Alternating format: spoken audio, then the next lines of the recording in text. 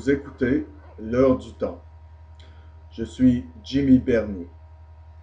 Assurez-vous, les amis, que vous avez un cahier, un crayon, un esprit ouvert. Faites un espace entre vos oreilles parce que je vais implanter une certaine illumination. Ne partez pas.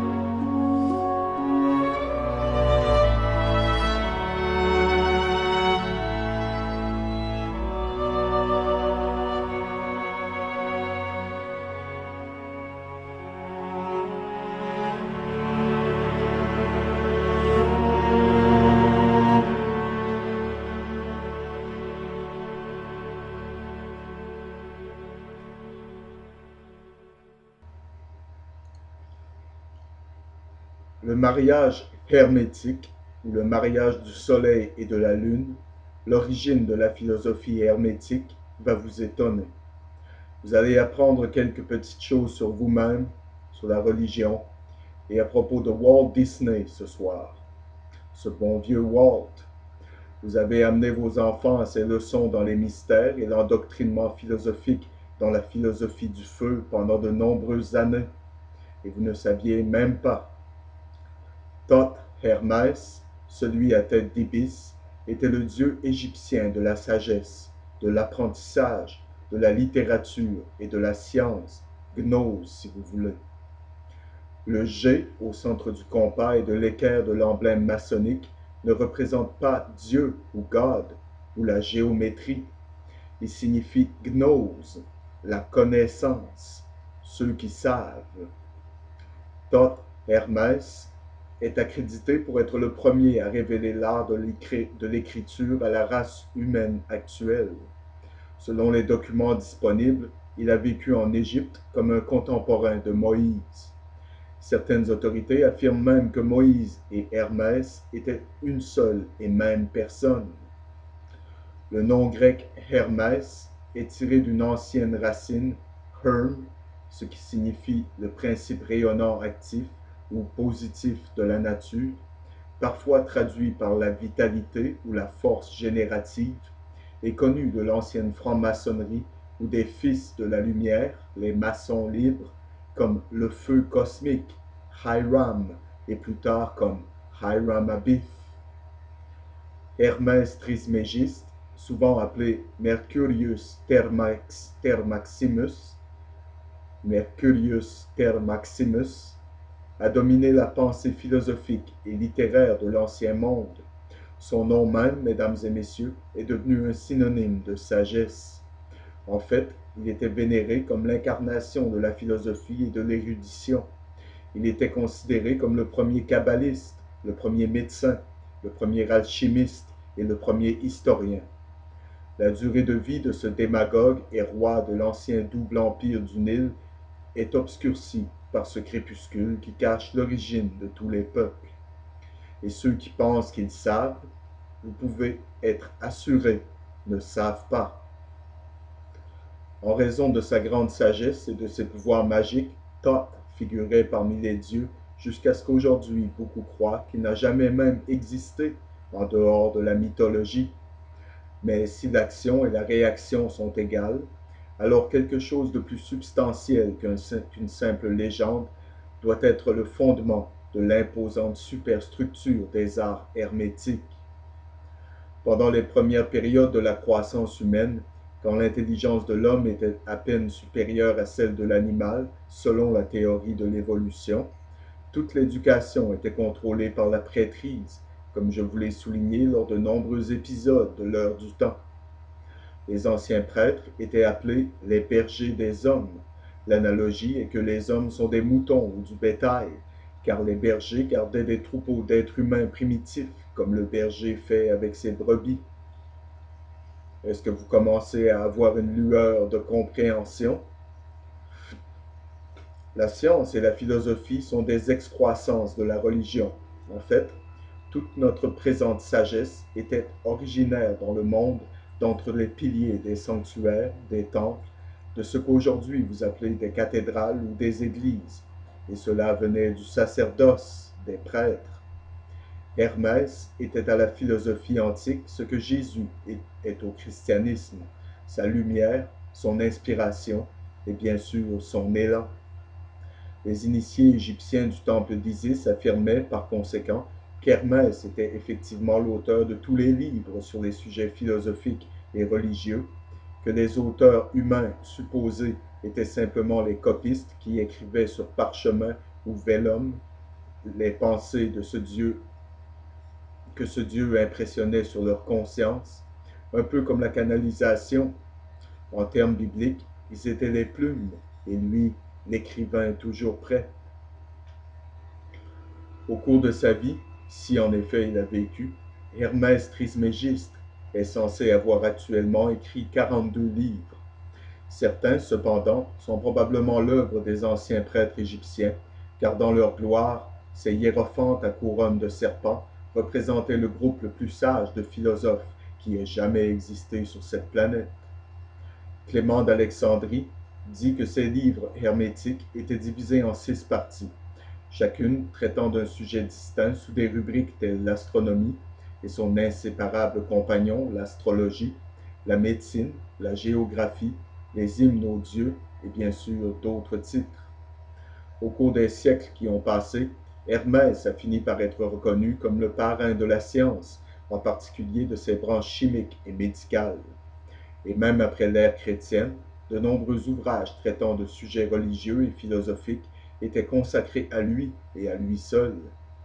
Et le terme général de l'art hermétique a été appliqué à pratiquement toutes les sciences abstraites des mondes de l'Antiquité, médiévaux et modernes. Le pimandre divin, plus communément connu sous le nom le berger des hommes, et la table d'émeraude, trouvée dans la vallée d'Hébron, sont les plus célèbres des fragments hermétiques. Vous pouvez référencer cela dans un ouvrage de Manly P. Hall intitulé The Lost Keys of Freemasonry. Et ces deux œuvres sont probablement authentiques et contiennent de nombreuses clés de la science universelle de la vie selon les mystères, pas nécessairement selon moi ou quelqu'un d'autre, dont Hermès était un maître. Presque toute la pensée hermétique était un développement du principe de l'analogie contenu dans le grand axiome hermétique, et vous m'avez entendu argumenter là-dessus avant, et je cite textuellement, ce qui est en haut est semblable à ce qui est en bas, et ce qui est en bas est semblable à ce qui est en haut. Or, à l'heure actuelle, presque tous les dits écrits hermétiques sont dits être perdus. Seuls quelques vestiges isolés restent de ce qui devait être autrefois une magnifique collection de sagesse philosophique, médicale et religieuse.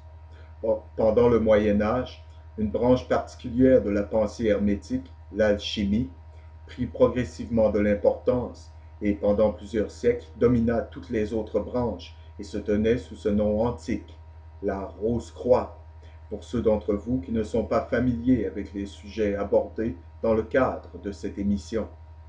L'alchimie était le parent androgyne de la chimie. Remarquez que j'ai dit androgyne. Ce parent de la chimie, qui a été séparé de son géniteur par les spéculations de Roger Bacon et de Ball, tandis que la chimie en tant que science ne traitait que des minéraux, des médicaments et des essences, l'alchimie, mesdames et messieurs, était aux prises avec les éléments les plus profonds des relations macrocosmiques et microcosmiques et n'avait absolument rien à voir avec de ce qui vous a été traditionnellement enseigné. L'alchimie a sans aucun doute son origine en Égypte, car là, les vieilles légendes présentent les secrets de la transmutation des métaux vils en or et de la prolongation de la vie du corps physique indéfiniment étaient bien comprises par la prêtrise. Mais cette explication était de l'exotérique et non de l'ésotérique, sens qui traitait littéralement avec l'âme et non le corps, non le métal de base, car cela n'avait rien à voir avec le métal. C'était à propos de l'élévation du soi au-dessus de l'animal, au-dessus de la bassesse de la condition humaine, à la pureté de la conscience de l'âme, et donc une communication directe avec Dieu. Des documents anciens nous disent que les sages chaldéens savaient comment faire pour reconstruire leur corps, beaucoup d'entre eux vivant plus de 1000 ans, et cela est encore une métaphore. Beaucoup de processus par lesquels cela a été accompli se cachaient sous les rituels égyptiens sacrés, tels que le livre pour sortir au jour, lequel A. Wallis Budge a appelé le livre des morts. Le titre exact est le livre pour sortir au jour, non le livre des morts. Au Moyen Âge, quand la religion, divorçant de la philosophie, a été mariée à la foi aveugle, il y a eu une renaissance des arts alchimiques et hermétiques. Ils ont été ravivés par ce type d'esprit qui exige la raison, la logique et la philosophie, ainsi que des hymnes et des prières. L'alchimie remporta de nombreux convertis en Allemagne, en France et en Angleterre. Les travaux depuis longtemps ignorés des magiciens arabes ou des mages connurent une grande popularité, et de ceux-là a été extraite la plus grande partie de l'astrologie moderne. Les anciennes philosophies des patriarches juifs ont également été ravivées et la Kabbale est devenue un sujet de considération universel. Paracelse, le grand médecin suisse, parfois appelé le deuxième Hermès, a sans doute redécouvert les anciennes formules égyptiennes de la pierre philosophale et de l'élixir de vie, et rallia autour de lui une coterie des philosophes médiévaux qui se tiennent aujourd'hui fortement contre le fond coloré de dun de la culture médiévale. Ils sont en fait certains des hommes les plus intéressants de cette période de l'histoire. À l'arrière de ce regain d'intérêt pour la philosophie antique égyptienne, nous pouvons trouver les grands esprits et les mains directrices de trois grands mouvements philosophiques qui contrôlent maintenant le monde. L'un est connu comme l'ordre des Illuminati, représenté par Mohammed, prophète de l'islam. Roger